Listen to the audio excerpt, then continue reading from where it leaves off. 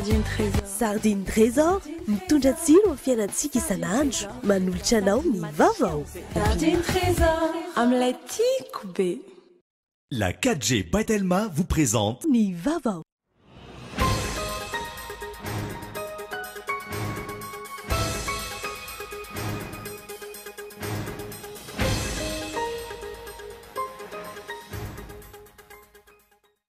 Tsy ekenany fanomezana ny fidiram-bola ny commune Antananarivo renivohitra amina orinasa tsy miankina hoy ny syndicat-ny mpiasa. Araka izany nametraka taratasy fanohanana teny amin'ny préfet de police izy ireo androany. Ambomiandry tany manodidina ny 3 hektara any ministeran'ny fahasalamana no misy manao asa fanorenana ankehitriny. Projet présidentiel izay no voasoratra eo ivelan'ny asa fanorenana. Taorinan'ny Raraky Lovisy Razafy Malala mpikambana ao anivon'ny fiarahamonim-pirenena any amin'ny distrikany Ambanja indray no amorona ny fanjakana dosie ankehitriny. Tsy mbola nahitana vahaolana treto ny alatra lavanilina sy ny fiotazana izany aloha loatra any amin'ny faritra Analanjorofo. Manaratsy ny toe-karena any amin'iny faritra iny io toe-javatra io.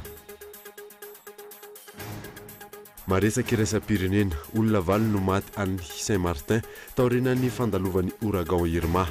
Rava ny 570 ny tanàna. Mbola mitoy ny rotsakorana. Tsy mbola nazahoana totanisa kosa ny ao Saint-Barthélemy. Nandidinireo arahanao afaka fotoana fohy.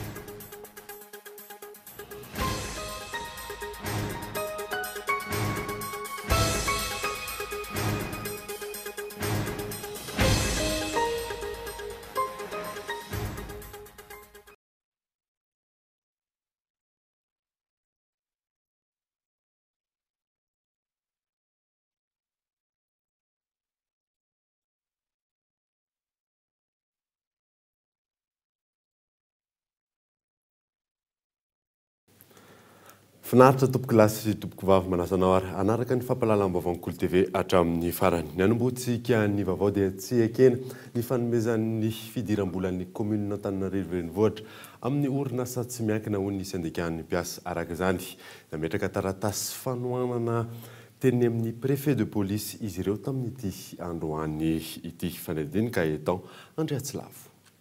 Teboka roa lehibe no tsy eken'ireo mpiasa eo anivon'ny commune Antananarivo renivohitra manoloana ny fitantanana ny tanàna ankehitriny. Ny fanomezan'ny commune Antananarivo renivohitra ny contre visite ao Antsakaviro ho an'ny orinasa tsy miankina ao Mavet sy ny fitantanana ny parking Antananarivo renivohitra nomena ny Easy Park. Zavatra tena mampalahelo anatin'izy dia hoe le loharam-bola ny commune tena hoe mamatsy vola ny commune mihitsy ny lasa omena privé foana treto. Dia ny eo Mavet tsara ampahafantarina ny vahoaka fa mampidi-bola be ho an'ny commune ny contre visite. Nefa nomena amin'ny eo Mavet dia mampalahelo anatin'izy 10% fotsiny no an'ny commune fa 90% an'le orinasa tsy miankina. Izay zavatra izay mahatonga ny anakaty amin'ny préfet hoe satria tsy maintsy mbola ho aty amin'ny préfet ny contrôle na légalité.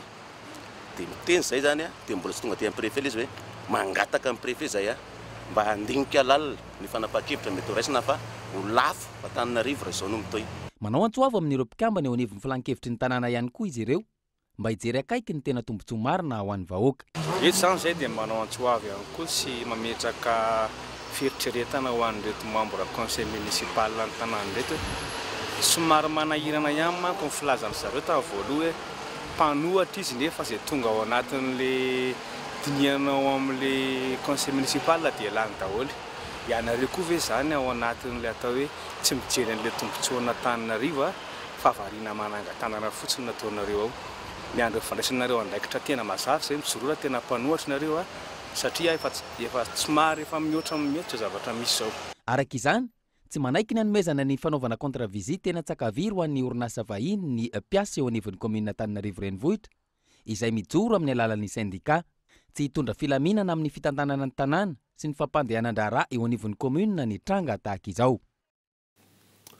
Manoloana ny tsy fandriam-pahalemana etsero mampitandrina ireo tompona andraikitra eny fotony ny fikamanana ireo tangalamena eto Madagasikara. Vontontonona manokana amin'izany ireo chef district sy ireo ben'ny tanàna. Ka eto Andriatsilavo hatrany. Taoriny fanehoan-kevitry ny fikambanana mpiaro-gasy sy ireo solombavambahoaka voafidy teto Madagasikara vitsivitsy manoloana ny firaisana tsokombakomba ataon'ireo tompon'andraikitra sasany eny fotony. Naneo ny heviny ihany koa ny filohan'ny Tangalamena eto Madagasikara. Tokony hanova famindra ireo tompon'andraikitra eny fotony raha ny fanazavana, indrindra ireo ben'ny tanàna sy ireo lehibe ny distrika, manao tsinotsinona ny fihavanana malagasy ka manindraindra ny vahiny. Ohatra amin'izany ny hoe mivarotra ny tany amin'ny sinoa. Tonga aminay fitarignana zareo hoe distrika sy ny ben'ny tanàna mahatonga ny olana zao mamatra tany ary zareo mahazo vola amin'ny ampitondragny, mahazo vola amin'ny sinoa dia manjary azareo zany mitondra fesana. Zany mampitarignana zareo. Zany mahatonga ny mampitandrina an'ireo ben'ny tanàna sy chef district. Ka raha ohatra ka manao foagna zareo dia mangataka zahay aminareo ben'ny tanàna sy chef district ada midinareo tany malagasy. Nareo ne zanaka gasy. Tsy hody amin'ny sinoa agny ianareo fa eto ihany ianareo fa tsy hody agny en Chine agny ianareo tsy meny Chine anareo tany agny. Madagasikara ihany. Antony mampirongatra ny fitsaram-bahoaka sy ny tsy fandriam-pahalemana eny anivon'ny fiarahamonina, ny firaisana tsikombakomba amin'ny mpanao asa ratsy ataon'ireo tompon'andraikitra sasany raha ny fanazavana hatrany. Tsy abesaka loatra olana mandady amin'ny vahoaka, abesaka loatra zavatra toy ny ben'ny tanàna chef district avy amire mahatonga ny olana eto Madagasikara ben'ny tanàna chef district. Zahay miezaka mandamina an'ireo azareo manao foagna fotoan'andro zao. Ankoatr'izay, nahemotra ny faha 9 sy ny faha 17 ny volana septambra ho avy izao ny fampihavanana amin'ny fomban-drazana ka sain'ireo Tangalamena manerana ny nosy atao. Any Anosy Varika hatrany no anatanterahana io fampihavanana amin'ny fomban-drazana io. Ambomiandra tamin'ny manodidina ny 3 hektara amin'ny ministeran'ny fahasalamana no misy manao asa fanondrenana ankehitriny. Projet présidentiel izay no voasoratra eo ivelan'ny asa fanondrenana manontany ireo mponina manodidina manoloana izany fanadidina. Projet présidentiel tsy azo idirana. Tahaka izay ny takelaka eto Ambomiandra efa ho tapa-bolana izay. Gaga no manodidina ary manontany tena hoe projet présidentiel inona no atao eto. Ny sasany tsy santeny na nanontany fa matahotra avy hatrany raha vao mahita ity soratra ity. Izany hoe tafita ny hafatra raha izay no tian'ilay tompon'ny asa fanorenana ampitaina. Asiana soratra tahaka izao.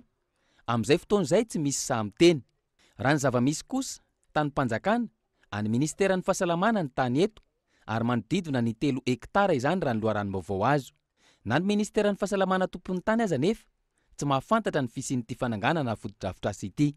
Ny ministeran'ny fahasalamana ny tompo ary izay indrindra mantsy no efa nisy tonga teo ry zareo izy ity menaikitra ny hoe présidentiel io azonao dia afaka fotoana foa hoe tonga taty koa ny tany ministera ny teny hoe iza nanao anio dia nazavaika aloha ilay zavatra azonareo fa nazavaika hoe eno ary fa tonga any amin'ny lehibe ity izay zany.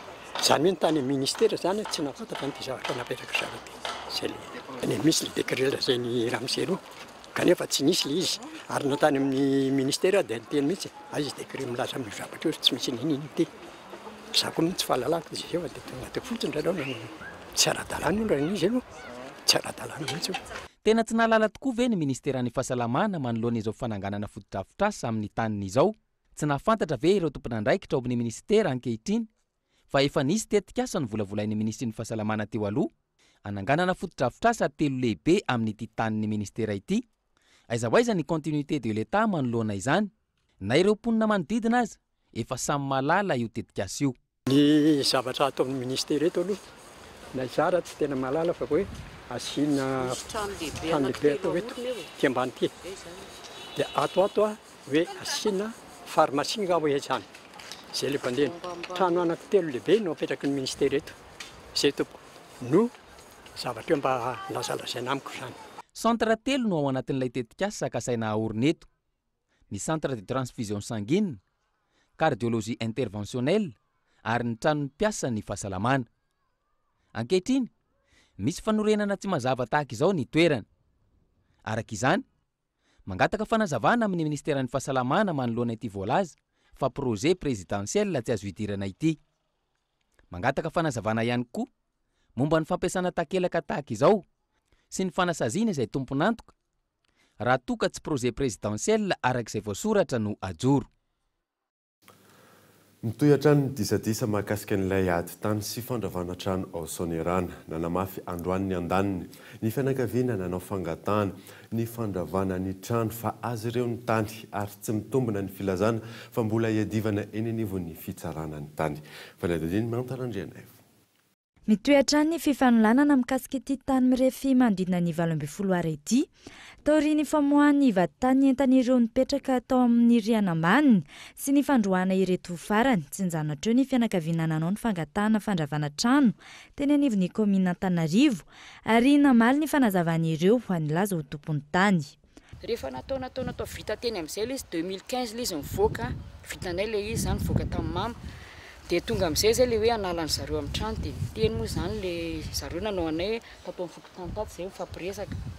Zao ara ozy izy vita ny adinareo tamin'ny vazaha ozy izy vita ozy izy hoe azonareo zany io tanàna io, zay zany hijapo ozy izy, zay tsara amin'ny teny, zay zany hijapo ozy izy fa io indray tsy ho vitanareo na 20 taona na 30 taona ozy izy fa ifandrindrarindra entsika. Tinge titre ray fa tsy hoe titre firy ka hoe titre ray no zaraina olona roa e. Fa misokatra amin'iza zany zao mamanao? Mamanay ity. Fanavaozana trano no antony nanaovana ny fangatahana, tsy misy ny resaka fivarotana izany 12 miliara ariary amin'ny vahiny hatreto izy. Samy milaza ny ho tompony rotota ary samy namoaka taratasy fanamarinana izany ihany koa. Reto zany ny didy nazahoa mamanay an'izy ireo reto. Io zany didy nazahoa mamanay anazy reto. Grosy reto. Nazahoa mamanay anazy reto grosy reto. Zay taratasy nampisehoany aloha tsy fantatray fa io ngambany hoe anjarany, tsy haiko hoe anjarany izy ny anamarina hoe izy ny tena mety ho tompony fa ny aloha reto ny taratasinay ara-panjakana ara-dalàna mihitsy reto. Nanomboka 98 zay nanomboka nangataka ny vitany amin'ny fanjakana reto ny valiny reto. Fa tsy fantatra hoe taratasy ina aloha asehony anareo zany fa ngambany afaka hoe misy manamarina hoe izy ny tena tompony fa zay aloha mateny fa zay ny tompony. Mampametra-pantaniana amin'ny tranga toy izao ny mikasika ny fiparihan'ny taratasy zosika amin'ireo tany maro eto Madagasikara sy ny fanaraha-maso azy ireny. Raha tsy ahivina, efa taona maro no niadivan'izy ireo ity tany eto Sonerana ity, samy nipetraka 30 taona mahery teto amin'ny toerany ihany koa ny rotonta.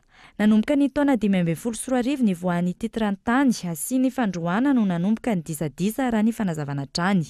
Androany kosa no nilaza hidina eny an-toerana ny tompona andraikitra andravany trano. Mivahiny any Londres ny filoham-pirenena malagasy miaraka amin'ireo délégation miaraka aminy nanomboka ny 4 septambra hatramin'ny ity androany ity. Isan'ny songadina ny fanokafana indray ny masivo malagasy any an-toerana.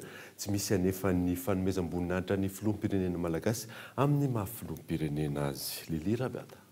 Ny alatsinainy teo no nigadona tany Londres ny délégation malagasy tary ny filoham-pirenena.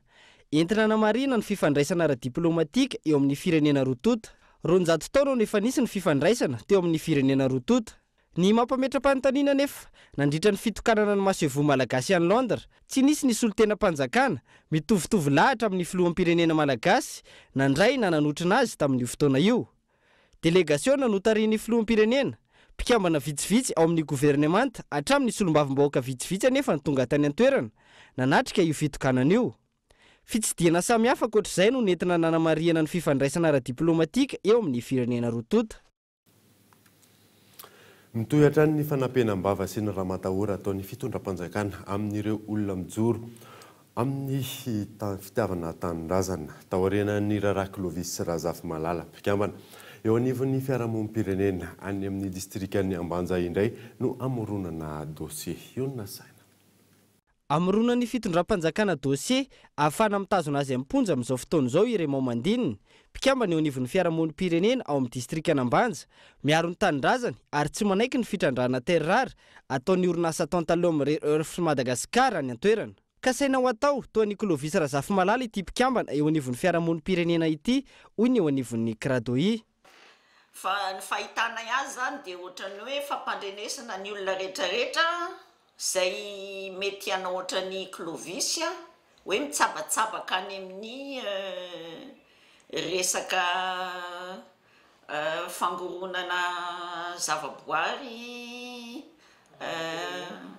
fitrandrahana arenan-kibon'ny tany ary miteny zavatra tsy mety dia izay zany ngamba hoe reny no manjo anareo raha ohatra nareo ka manao ohatran'ny Clovis fa izay aloha dia milaza fa zay tsy maintsy ianao ohatran'ny Clovis. Taoriny nitondrana ity fitrandrana terrary ataon'ny orinasa Train ity teto amin'ny fampahalalam-baovao Cool TV FM no nitranga izao fampitahorana sy endrika fanampenam-bava izao. Tsy ahatonga ny olona nan-toerana ankasitraka ity fitrandrana ity anefa ny fihetsika toy izao raha ny fanazavana hatrany. Aminay tsy hoe fanandrifian-javatra fotsiny no mahatonga ny hoe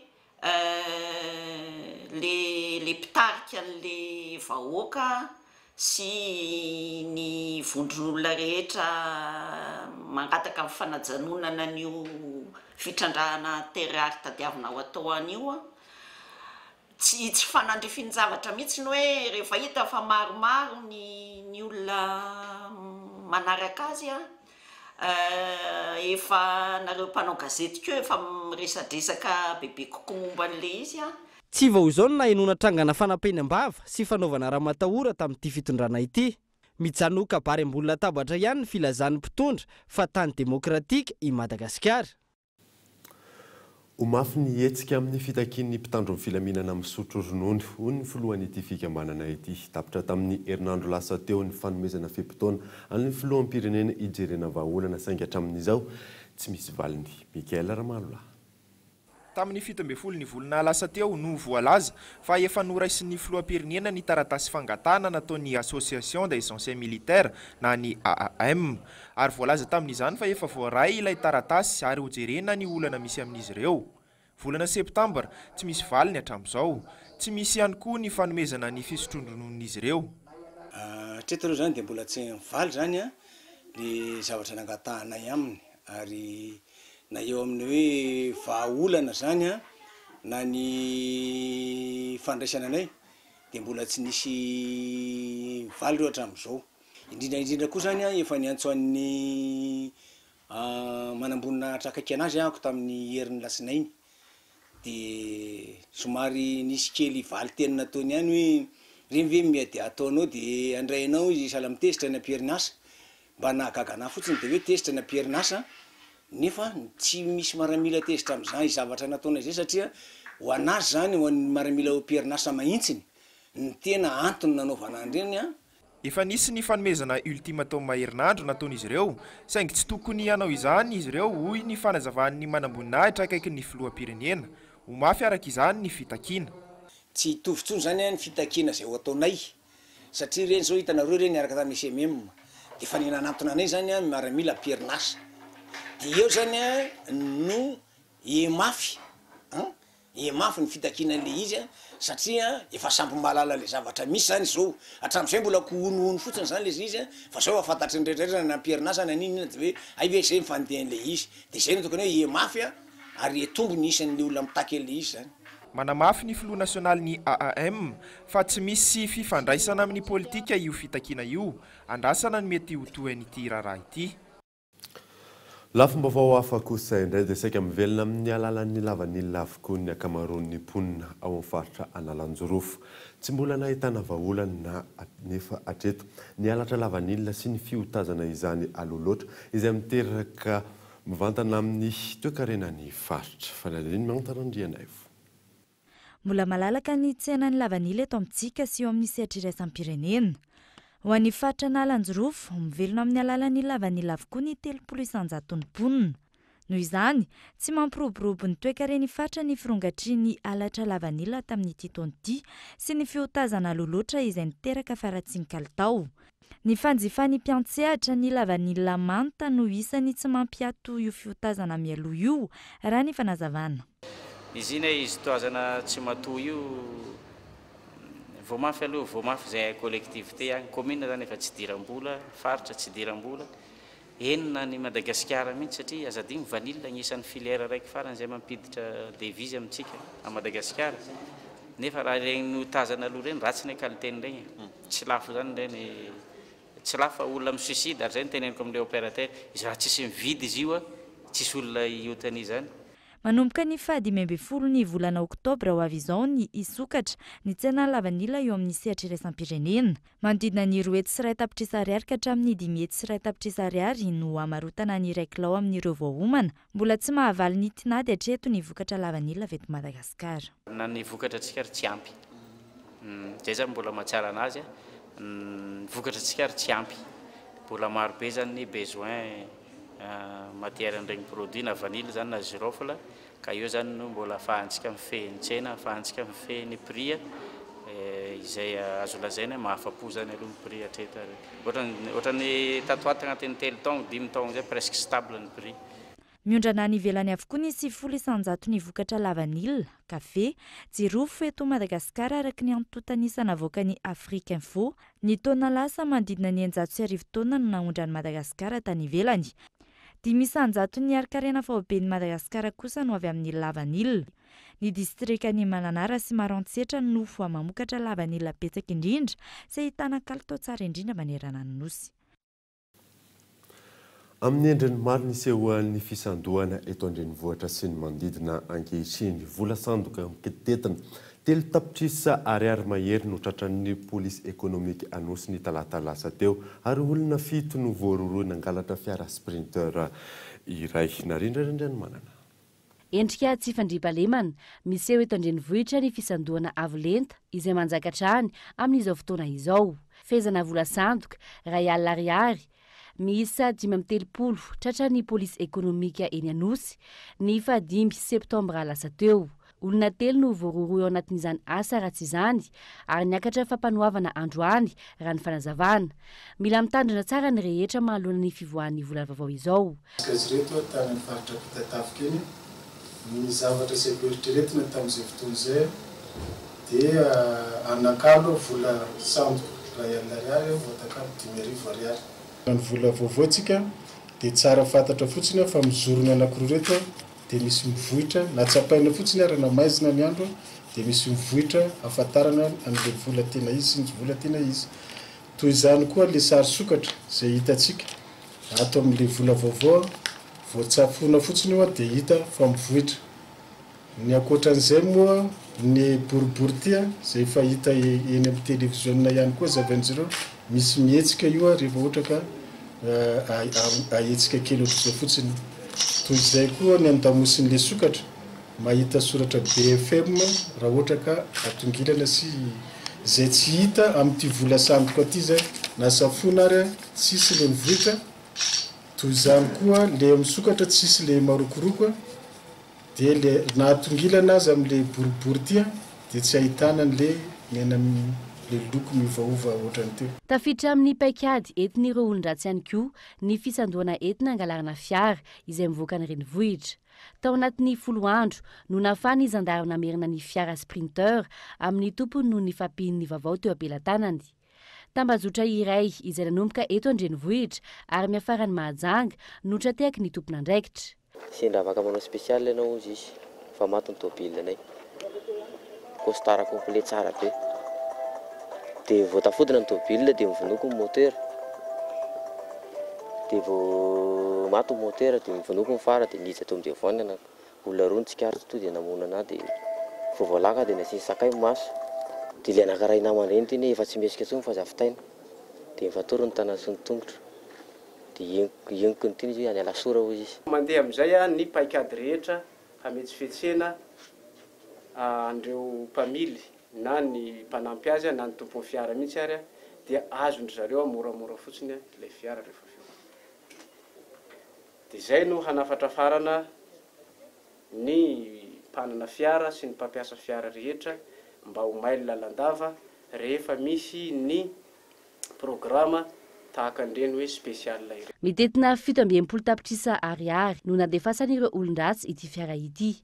Ialana amin'ny faty antoka na famonoan'olona mila mitandrina ny tsirairay manoloana ny famoran'ny entana iray. Mifanisy hatrany ireo endrika fisolokiana eny anivon'ny fiarahamonina amin'izao fotoana izao ka mila mailo ny tsirairay. Ivoaka amin'ny tapaky ny volana septambra izao ihany koa ny vola vaovao manomboka amin'ny 10 ariary ka hatramin'ny 100 ariary. Andrasany amin'ny mpitandro filaminana ihany koa ny fiarovan'ny vahoaka sy ny fananany manoloana ny tsy fandriampahalemana manjaka etsy roa. alohan'ny anarahantsika ny toy ny vaovao ireto misy dokavarotra.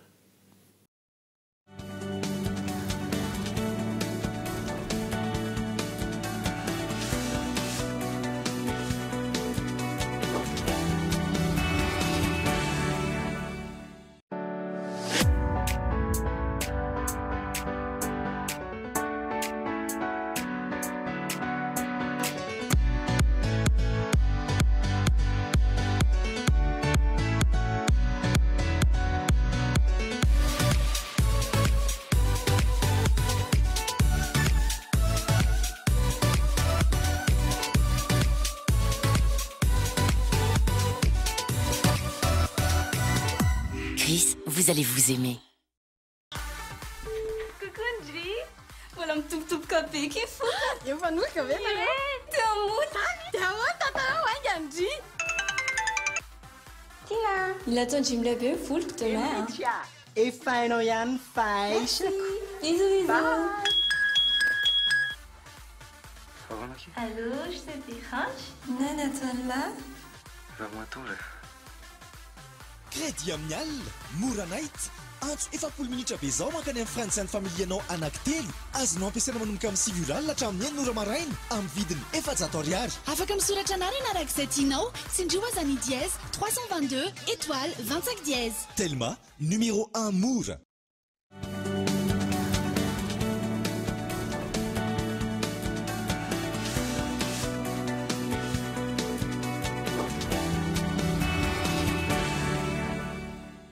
Stylo Flair. Stylo Flair manolotra anao Quiz School. Flair, stylo pour tous. Shoprite ny mora indrindra trany manolotra anao Quiz School. Manampy anao hatrany ny Cool TV sy ny Cool FM amin'ny tividiran'ny mpianatra ity. Ndao ilalao araka aminay fa bon d'achat 200 000 ariary maro no zaraina. Tsotra fotsiny, alefa samlarana 032 32 007 04 ny soratra hoe School. Miampy ny anaranao feno sy ny adresinao. Fisarihana lehibe no karakarainy Cool TV FM amin'ny zoma 2 septambra ho avy zao ka mandrasa anjara sao ianao ilay tsara vitany. Milamina tsara midiran'ny mpianatra miaraka amin'ny Cool TV sy Cool FM. Mpanohany Shoprite, Stylo Flair. Miverina eto amin'ny fampahalalam-baovao isika. Nosokafana tamin'ny fomba ofisialy androany teny amin'ny CDA Andotapenaka ny andian'ny faefatra amin'ny tetikasa Alpha Nutriash izay karakarain'ny Lions Club Iarivo tanjona ny ampianarana mamaky teny sy manoratra ireo olona mbola tsy mahay izay. Fanadininy manorana Evson. Fampianarana mamaky teny sy manoratra fa eo ihany koa ny fomba fisakafoanana ara-dalàna sy fahadiovana no azon'ireo mpiofana amin'ny tetikasa Alpha Nutriash karakarain'ny Lions Club Iarivo. Haritra efa-bolana ny fiofanana risy ny diplôma ho zaraina amin'ireo mpiofana any amin'ny farany fiofanana. Isan'ny ahita tombony amin'ity tetikasa ity ireo izay tsy afaka namita hatramin'ny farany ny fianarana noho ny antony maro samihafa. Natapa-kevitra nambola hiverina hianatra rehefa misy zavatra ataoko dia mindrana olona foana dia malahelo be dia tsy maintsy mianatra. Mahatsaro mahazo tombotsoa satria fampianarana ho an'ray aman-dreny tsy mahay fianarana dia mahazo tombotsoa tsara izay. Ianarako satria tombotsoa ho anahy ilay fianarana. 9 taona no zokiny indrindra amin'ireto mpiofana mamaky teny sy manoratra ireto. Ho an'ity ramatoa ity tsy nataony ho sakana hiatrehana ny fiofanana ny taonany mba ahafahany mivoatra eo amin'ny fiainana. Orinety tsy dia natody tamin'ny fianarana zany dia ohatrany hoe mbola tsy dia mahay. Mianatra mamaky teny sy manoratra mihitsy. Tamin'ny fianarana teny angambana telo dia mijanona. Dia maty ilay ireny. Izay no navijanona dia izao indray avony anao. Tena mba mahay manoratra sy mamaky teny izay zany mba tanjona kenjeko. Fanirininy avy eo anivo ny Lions Club Iarivo ny anohizana sy anaparitana izao hetsika izao any anivon'ireo Lions Club hafa manerana nosy. Ny olona ampianarana misy eo amin'ny 80 dia manomboka eo amin'ny 5 ka hatramin'ny 80 taona. Ny fianarana dia mitohy mandritra ny efa-bolana. Ity tetikasa ity dia tetikasa andian'ny faefatra atao eto amin'ny Andohatapenaka, tetikasa ny Alpha Nutri. Ny tanjona dia niara miasa miaraka amin'ireo Lions Club eraky ny Madagasikara anaparitaka nyity tetikasa Alpha Nutri eraky ny Antananarivo dia eraky Madagasikara any Erinany. Nisy ihany koa ny fanomezana fitaovana ho an'ireo mpiofana ny Lions Club iarivo tamin'ity androany ity. Natomboka tamin'ity androany ity ny fiofanana. 300 ny olon-dehibe manerana ny Madagasikara no tsy mahay mamaky teny na manoratra na manisy ary 220 ny ankizy no miaina io olana io.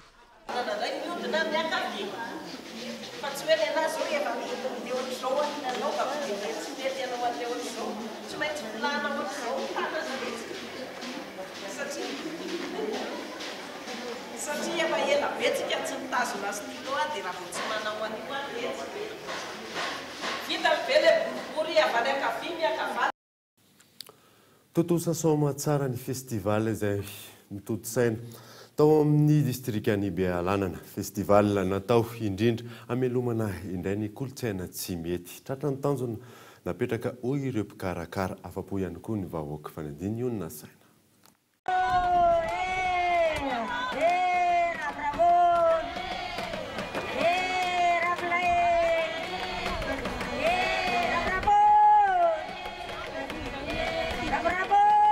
No tanteranany iray 2-3 septambra lasa teo tao amin'ny commune Ambatory Est, distrikan'ny Bealanana ny festival samivonana. Itsikara kolontsaina, ampahafantarana fa ihany koa amelomana indray ny fomban-drazana tsy mihety.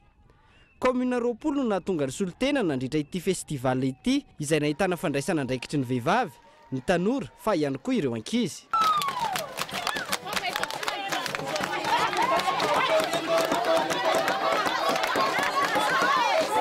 Nandritra ny lanonana, ny antsony rehetra ifanometanana ny solombavam-bahoaka, voafidy tamin'ny antoko malagasy miaramiainga ao amin'ny distrikan'ny Bealanana, Volaingo Marie Thérèse. Sasany voafidy amin'ny fokotany, sasany voafidy amin'ny commune. Za voafidy agnivon'ny distrik, are diaby ny fidy zahay. Olon-desinay areo. Anotsika diaby mifankatiao, tanjona amin'izany izahazahany atsara vahoaka, hampilamigny fiarahamonigny atsika akato, hampandeha fampandrosoagna amin'ny distrik misy atsika. Ankoatra ny diabe namakivaky ny tanàna, nisy ihany koa ny lalao ara-panatanjahantena toy ny baolina kitra izay nahitana sokajy lahy sy vavy. Fotoana ihany koa nampahafantarana ny vokatra misy amin'ireo commune anatin'ny distrik ity festival samivonana ity raha ny fanazavana hatrany. Ny fampahafantaranay rehetra atao niveau district ary indrindrandrindra nafantarana misy kokoa ny commune Ambatory Est izay commune Pamokabary mamatsy ny faritra Sofia ary ny faritra avaratry ny Madagasikara. Ito isan-taona ity festival ity raha ny fanazavan'ny mpikarakara ary commune hafa indray no handray izany amin'ny taona ho avy. Tamin'ity taona ity, ankoatra ireo hetsika maro isan-karazany nandritra ny 3 andro ny festival, ito hiatrany ihany koa ny fiarahana amin'ireo mpanakanto malaza.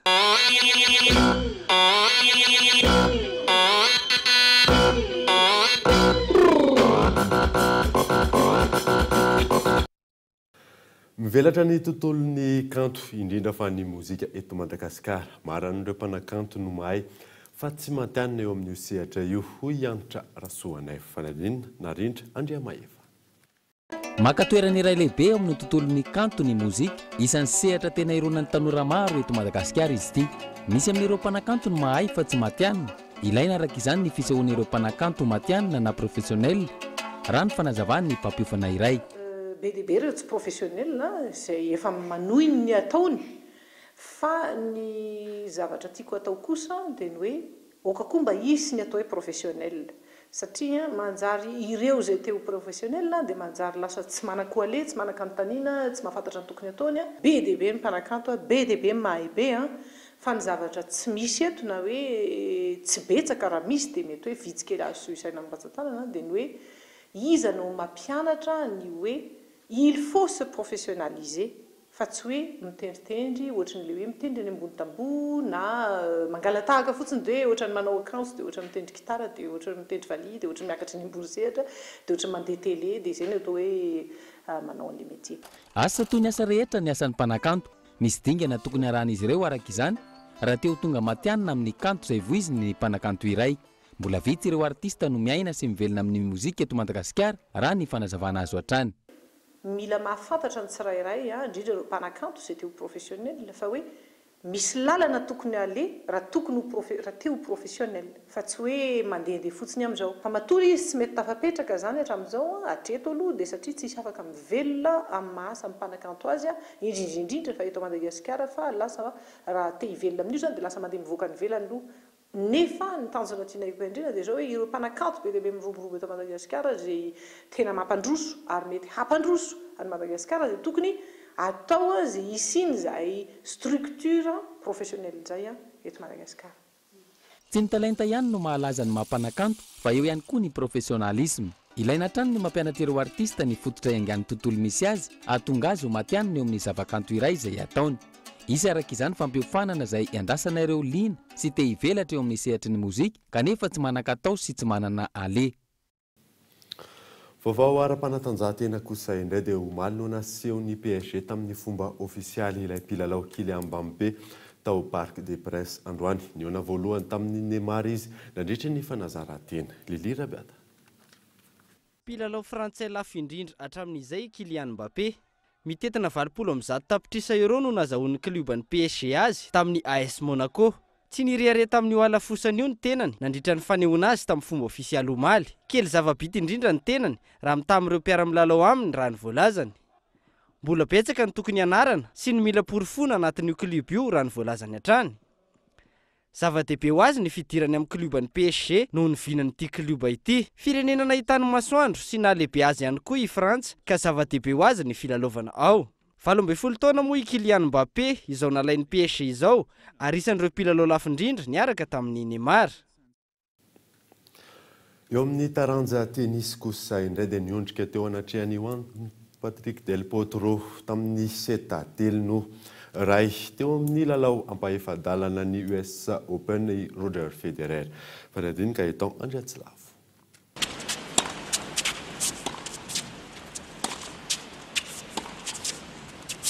7-3 no iray no nandresen'ny Del Potro any Roger Federer nandritra ny lalao ampahefadalana ao anatin'ny US Open taranja lehilahy. 7-5 teo amin'ny seta voalohany, 3-9 teo amin'ny seta faharoa ary nitarika hatrany Del Potro teo amin'ny seta roa farany izay natana ny vokatra 7-9 ary 9-4. I Del Potro sy Rafael Nadal indray araka izany no hiatrika ny lalao manasadalana raha toa i Rafael Nadal sy Federer no nandandray ny besin'ny maro. Ity faresen'ny Federer ity izay nametraka ny Rafael Nadal iady ny toerany numéro 1 mondial eo amin'ny taranja tenisy. Oh, there was a chance there down the line.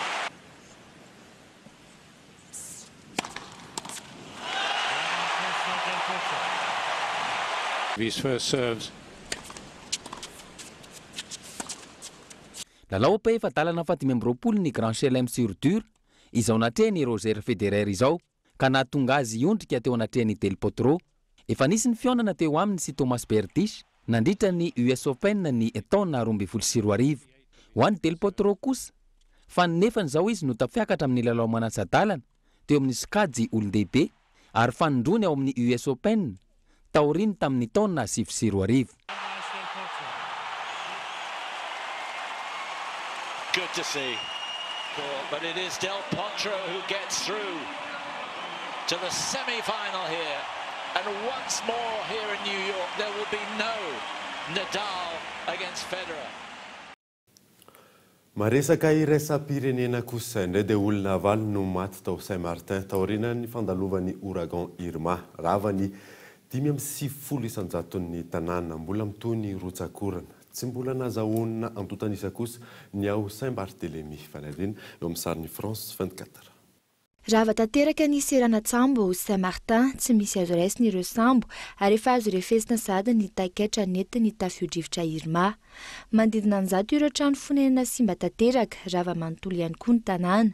Avion, tarmac, terminal tsy misy afantarana ny seranam-piaramanidina ihany koa taoriny ity tafio-drivotra isany matanjaka indrindra ao anatin'ny Oseana Atlantika ity. Any Saint-Barthélemy ihany koa mahery ny rivotra netiny Irma ary nanimba ny ampahany rehetra tany antoerana. Sary lasa ranomasina ireo lalana any antoerana mangina tanteraka ihany koa ary tsy hainona vaovao ny any Saint-Barthélemy amin'izao. Ny fantatra dia ny hoe mandidina ny 300 kilometatra isan'ora ny rivotra entin'ny tafio-drivotra Irma. Aina mbola hitombo ireo antotanisa ny voaka ireo hatreto. alohan'ny sarahana daverina aminao ireo vavansongadana tamin'ity alina ity. Tsy ekena ny fanomezana ny fidiram-bolan'ny commune Antananarivo renivohitra amina orinasa tsy miankina ho ny syndikaan'ny mpiasa. Araka izany nametraka taratasy fanohanana teny amin'ny préfet de police izy ireo tamin'ity androany ity. Ambomiandra tany manodidina ny 3 hektara ny ministeran'ny fahasalamana no misy manao asa fanorenana ankehitriny. Projet présidentiel izay no voasoratra io ivelan'ny asa fanorenana. Ary farany moa dia taorian'ny Raharaha Clovis Razafimalala mpikambana eo anivon'ny fiarahamonim-pirenena amin'ny distrikan'ny Ambanja indray no amoronan'ny fanjakana dossier ankehitriny. Dia izay mamarana ny vaovao tamin'ity alina ity sorananao nanaraka izany. Sorana manoka ihany koa ireo any amin'ny faritra ireo manaraka ny vaovao ny TV amin'ny alalan'ny FM Tomasina DSTV antsiranany RTN TV Fianaratsoa. Soavamandry dia velomy fodalo tompoko.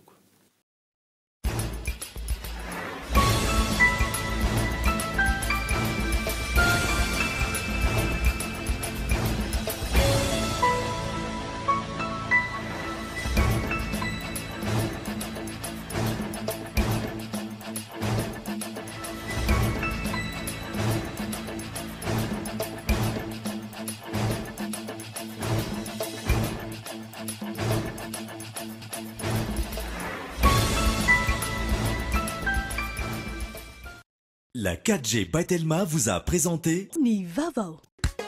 Bonjour. Bonjour. Naraino teu, ni vaovao, niaraka tamin'ny bonjour. Juantsika jiaby.